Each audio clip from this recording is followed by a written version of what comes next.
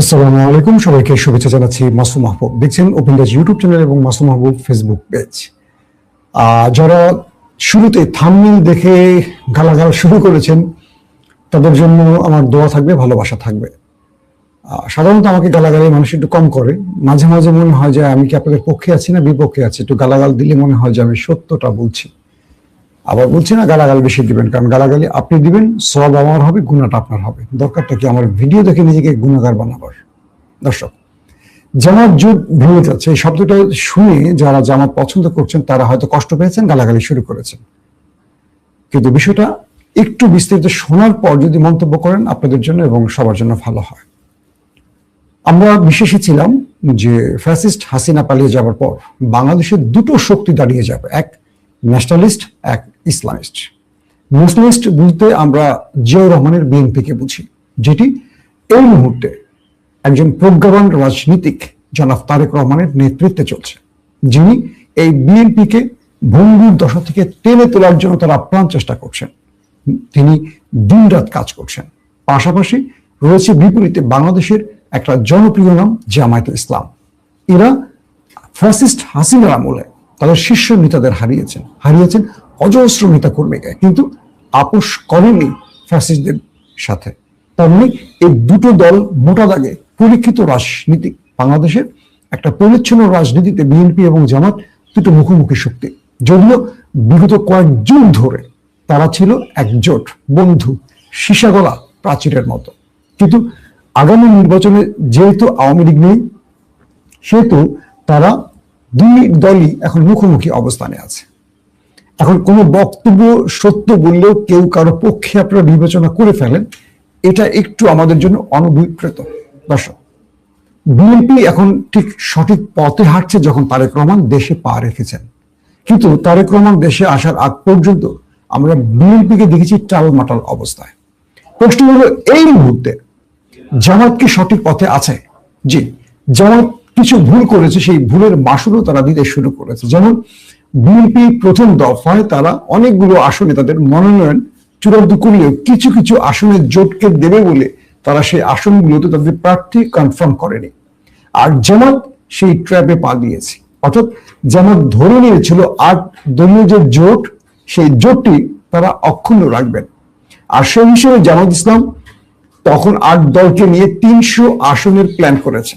আর এই 300 আসনের মধ্যে বাংলাদেশের অন্যতম আরেকটি জনপ্রিয় ইসলামিক দল চরমোনাই, সেই দলটিকে জামাত ভেবেছিলেন যে এই আসনের মধ্যে তাদেরকে রাখবেন। পাশাপাশি মাওলানা মামুনুল হককেও তারা মাথায় রেখেছেন এনসিপির মতো আরো অনেকগুলো দলকে। ওই সময়টাতে জামাতের অনেক নীতি নির্ধারকরা আমাদের বলতেন যে এই 8 দলীয় জোট ভাঙবে না, এটা অক্ষুণ্ণ থাকবে। তাই বিগত যখন তারা মনোনয়ন দিয়েছেন এবং প্রার্থিতার জন্য আবেদন করা হয়েছে, তখন 1 থেকে 1.5 ডজন আসনে জামাত কোনো প্রার্থী রাখেনি। এবং সেই আসনগুলো বলা যাচ্ছে মামুনুল হক এবং চরমোনাইকে দিতে পারে জামাত, এই বিষয়টি চূড়ান্ত হয়েছিল।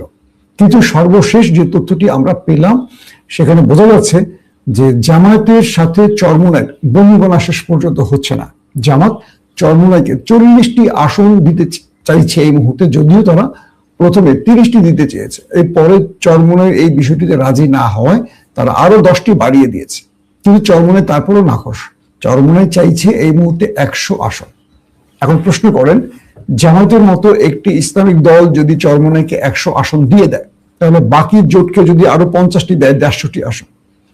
এখন জামাত চাইছে যে চরমোনাইয়ের যেহেতু একটু আঞ্চলিক দল বলা হয়, যে এটা বরিশাল কেন্দ্রিক একটি দল, সারা দেশে তাদের জনপ্রিয়তা আছে, কিন্তু চরমোনাইয়ের একটা দুর্বল জায়গা হলো চরমোনাইয়ের প্রত্যেকে চরমোনাইকে ভোট দেয় না। আপনারা দেখবেন যে বরিশাল বিভাগের মধ্যে চরমোনাইয়ের খুব শক্তিশালী নেটওয়ার্ক আছে, শক্তিশালী সংগঠন, কিন্তু সেখানেও তারা কোনো এমপি পদ বাদ দিয়ে পৌরসভা ইউনিয়ন পর্যায়ে তারা বিজয় লাভ করতে পারে না।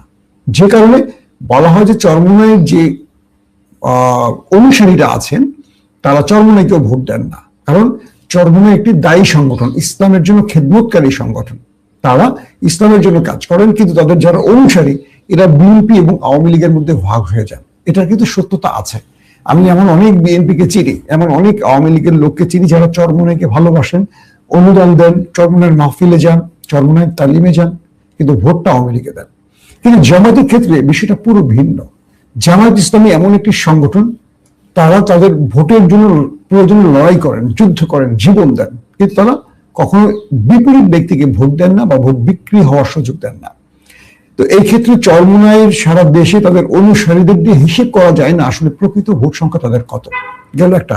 দ্বিতীয় বিষয় হলো, জামাত যে আসনগুলো ফাঁকা রেখেছে এবং মনোনয়ন চূড়ান্ত করেনি বা সেখানে প্রার্থীরা আবেদন করেনি, এই আসনগুলোতে এখন যদি কোনোভাবে চরমোনাই বা মামুনুল হক চলে যায় জোট ভেঙে, জামাতের এই আসনগুলোতে কোনো প্রার্থী থাকবে না। এটা জামাতকে একটা বড় চাপে ফেলে দিয়েছে।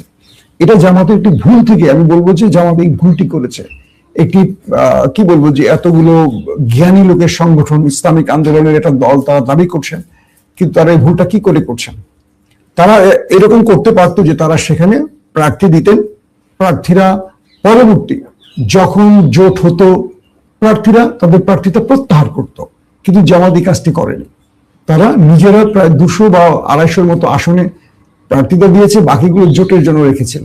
এই জোটের সাথে তাদের এখন বনি বলা হচ্ছে না, কারণ চরমোনাইকে 100 আসন দিলে কোনোভাবেই এটা সম্ভব না বলছে জামাত। আবার চরমোনাই বলছে এই 100 আসনে তাদের টার্গেট ছিল আরো বেশি, কারণ সারা দেশে তাদের শক্তিশালী সংগঠন আছে এবং তারা বলছে যে সেখানে তারা বিজয় লাভ করবে এমন সম্ভাবনাও আছে। তো এই থেকে এখন চরমোনাই আর জামাতের মধ্যে বিরোধটা বেজে গেছে।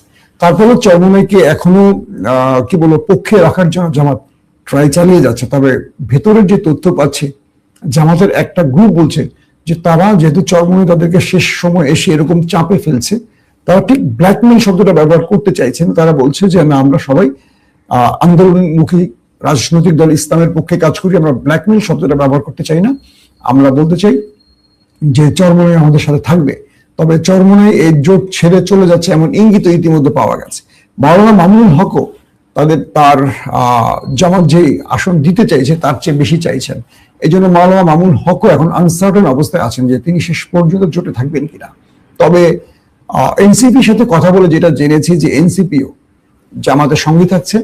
তবে কর্নেল ওলি বা এরকম আরো কয়েকজন ব্যক্তি জামাতে যোগ দেয়, আমরা দেখলাম যে জামাত হয়তোবা আগামী নির্বাচনে কিছুটা ফাইট দিতে পারবে বিএনপির বিপরীতে। তবে বিএনপির মধ্যে একটা কি বলবো সুখের খবর হলো এরকম, তারেক রহমান সাহেব উত্তরবঙ্গ সফরে যাচ্ছেন এবং তিনি এমন কিছু দুর্দান্ত সিদ্ধান্ত নিচ্ছেন যে দুর্বল বিএনপিকে বা বিভিন্ন ন্যারেটিভে কি বলবো যে কাহিল হয়ে যাওয়া বিএনপি আবার সোজা হয়ে দাঁড়াচ্ছেন জনাব তারেক রহমানের নেতৃত্বে। এবং এই মুহূর্তে জামাত মোটামুটি একটু চাপে আছে তারেক রহমান দেশে আসায়। এতদিন যে জোয়ারটি ছিল জামাতের পক্ষে, আমরা আপাতত খেয়াল করছি যে সেই জোয়ারটা একটু স্তীমিত হয়ে যাচ্ছে। আর তারেক রহমান প্রতিদিনই তাকে নতুন ভাবে জনগণের সামনে পেশ করছেন। তিনি চাইছেন না প্রচার হোক, কিন্তু বাংলাদেশের গণমাধ্যম, সোশ্যাল মিডিয়া এগুলোকে সবসময় আলোচনায় রাখছে। মানুষের পারসেপশন তারেক রহমানের দিকে যাচ্ছে। এখন যদি আমরা প্রশ্ন করি তাহলে চরমোনাই কি সঠিক পথে নাকি ভুল পথে, এটা চরমোনাইয়ের নেতৃত্ব বুঝবেন। মাওলানা ফজলুল করিমকে নিয়ে অভিযোগ এসছে, তিনি জোটটি শেষ পর্যন্ত ভেঙে দিচ্ছেন এমন অভিযোগও করা হচ্ছে। তবে ফজলুল করিম হুজুর বললেন যে না, তারা জামাতের কাছ থেকে যে আসন চাইছে, জামাত সে আসন না দিলে তারা জোটে থাকবে না। এখন একটা প্রশ্ন তৈরি হতে পারে, সেই প্রশ্নটা হলো যে এই জোটের হিসেবে সাধারণ মানুষ কি ভাবছে। আমি যতটুকু কথা বলে বুঝতে পেরেছি, জামাতের একটু এডুকেটেড গ্রুপটা চাইছে না চরমোনাই তাদের সঙ্গে থাকে। কারণটা হলো যে জামাত একটু উদার গণতান্ত্রিক রাজনৈতিক দল, তারা ব্রাদারহুড বলতে পারি, তারা কি বলে একেপি বলতে পারি, এরকম কিছু দলের সাথে তাদের নিজস্ব একটা চিন্তাধারার মিল আছে। তো জামাত যদি আগামীতে সরকার গঠন করে, আই ডোন্ট নো, আমি জানি না, জামাতিরা যাতে স্বপ্ন দেখছে, জামাতের ভাইরা, ধরলাম জামাত আগামীতে ক্ষমতায় আসলো, জামাত কি চরমোনাইকে পার্লামেন্টে সুবিধা করতে পারবে? কারণ চরমোনাই রাজনৈতিক ভাবে যতটা কি বলবো সচেতন, তার চেয়ে বেশি ধর্মীয় ভাবে তারা বাংলাদেশের জনপ্রিয়। তো জামাতের যারা একটু এডুকেটেড গ্রুপ, তারা বলছে যে চরমোনাইকে বাদ দিয়ে জামাতের এগিয়ে চলা উচিত, কারণ আগামীতে চরমোনাই জামাতকে যথেষ্ট পেইন দিবে, এটা বলছে এডুকেটেড গ্রুপ। কারণ বিগত সময়গুলোতে আমরা দেখেছি চরমোনাই সেইভাবে মানে জামাতকে সবসময় প্রকাশ্যে বিরোধিতা করতো, যদিও জামাত চরমোনাইয়ের বিরোধিতা নেতৃত্বের পর্যায় থেকে করতো না, কর্মী লেভেলে বা সোশ্যাল মিডিয়া তাদের বিরোধিতা ছিল, কিন্তু জামাতের নেতারাই কাজটি করতো না। আর আরেকটা ক্ষেত্রে হলো যে জামাত এই কৌশলটা ব্যবহার করে, তবে চরমোনাইয়ের মধ্যে একটা হতাশা সৃষ্টি হচ্ছে এই সময়টাতে এসে যদি চরমোনাই ধরেন 300 আসনে প্রার্থী দেওয়া লাগে, যদি তারা জোট থেকে বেরিয়ে যায় সেক্ষেত্রে চরমোনাই এত প্রার্থী দিতে পারবে না।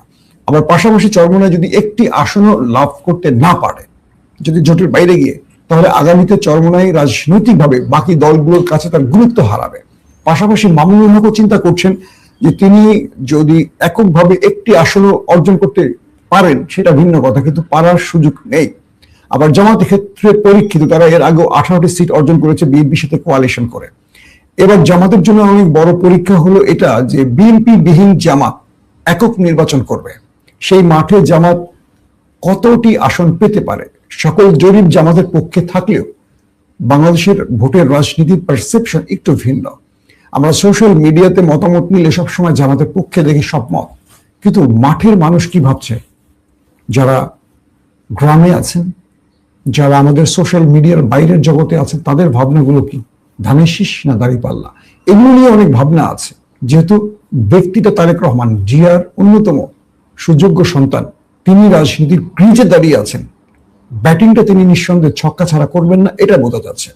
আবার পাশাপাশি জামাতের আমির ডক্টর শফিক, তিনি তো নিজের সিলেট বাদ দিয়ে ঢাকা নির্বাচন করছেন, এটা নিয়ে প্রশ্ন আসছে যে তিনি নিজের এলাকাতে জনপ্রিয় নন, আর যদি জনপ্রিয় হন তবে সিলেট কেন নয়, ঢাকা কেন? আবার ঢাকাতে তিনি যে আসনে দাঁড়াচ্ছেন সেটাও মোটামুটি হাড্ডাহাড্ডি পজিশনে রয়েছে। সবকিছু মিলে অনেক প্রশ্ন আগামীতে আরো তৈরি হবে। তবে এক বাক্যে বলতে পারি, জামাত জোটটি ভেঙে যাওয়ায় জামাত একটা বড় মাইনকা চিপায় পড়ছে, কারণ তার প্রায় 1 থেকে 1.5 ডজন আসনে কোনো প্রার্থীই নেই।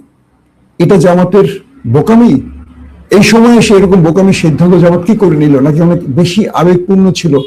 এটা নিয়েও জামাতের কলাম লেখকরা এখন বিভিন্ন প্রশ্ন তুলছে।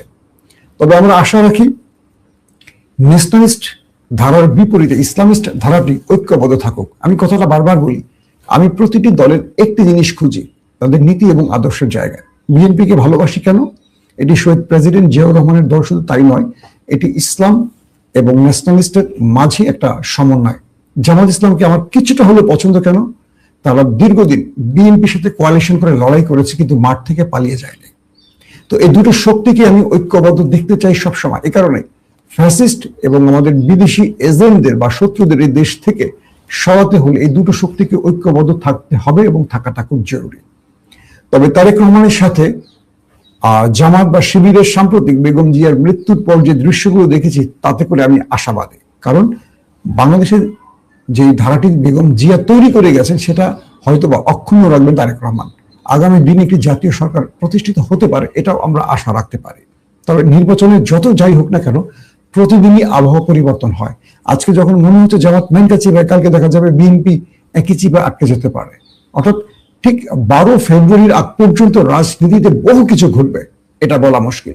আবার ভেঙে যাওয়া জোটও তৈরি হতে পারে, এমনও হতে পারে চরমোনাই যোগ দিতে পারে বিএনপি জোটে। আবার এমনও হতে পারে বিএনপি জোট দুর্বল হয়ে জামাত জোট শক্তিশালী হতে পারে। সবকিছু মিলে আগামীতে রাজনীতির যে পারদ ওঠানামা করছে, এটা স্থিমিত হবে নাকি আরো উপরের দিকে উঠবে, সেটা হয়তো আমাদের রাজনীতিকদের বিভিন্ন পলিসির উপরে নির্ধারণ করা হবে। দর্শক, আজকের মতো বিদায় নিতে যাচ্ছি। তবে একটা প্রশ্ন করে যাচ্ছি, আপনারা কি চান জামাত জোটে চরমোনাই বা মামুনুল হকের খেলাফতের যে দলটি খেলাফত মজলিস সেটি থাকুক নাকি ভেঙে যাক? আপনারা কি চান চরমোনাই বিএনপি জোটে যাক? এই প্রশ্নের উত্তরটা অবশ্যই কমেন্টে দেবেন। বিদায় নিচ্ছি, ইনশাআল্লাহ আজ রাতে আপনাদের সাথে আন্তর্জাতিক খবরে দেখা হবে। সেই সময় আপনাদের একটা প্রশ্নের উত্তর দেবো। অনেকে আমার চ্যানেলে একটি গান দেখেছেন, প্রেমের গান। এই প্রেমের গানটি দেখে অনেকে প্রশ্ন করেছেন আমাকে, কেন এই গানটি দিলাম, এটার ব্যাখ্যা আজ রাতে ইনশাআল্লাহ আমার আন্তর্জাতিক খবরের শুরুতে দেব। এখনকার মতো বিদায় নিচ্ছি, প্রত্যেকে ভালো থাকবেন, আল্লাহ হাফেজ।